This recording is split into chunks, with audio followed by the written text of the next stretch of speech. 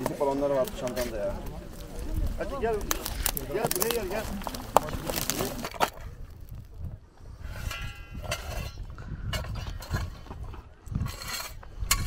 Kabul etsin.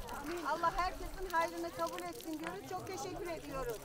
İyi ki varsınız.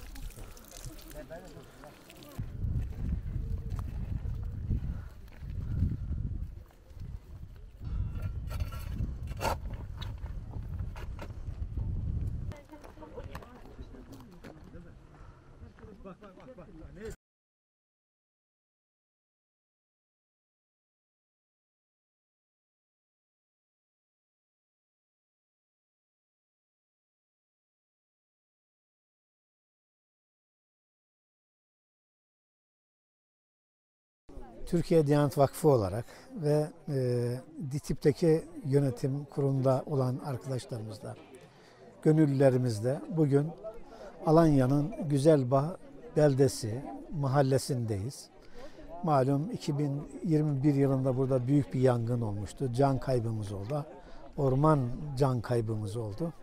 Onu nasıl telafi edebiliriz düşüncesiyle böyle bir kampanya başlattık. Yani Türkiye genelinde 750 bin civarında iyilik fidanımız var. Şu anda bulunmuş olduğumuz bu Güzelbağ bölgemizde şu an itibariyle 11 bin civarında bir fidanı toprakla buluşturuyoruz. Bunun devamı gelecek.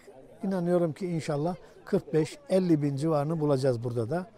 Cenab-ı Hak bu sefer birlikte bu iyilik hareketinde bizimle beraber olan, bize gönül veren, bize inanan bütün hayır sahiplerine, iyilik yolunun yolcularına hem teşekkür ediyoruz hem de Cenab-ı Hak onlardan razı olsun. Çok sağ olun, var olun.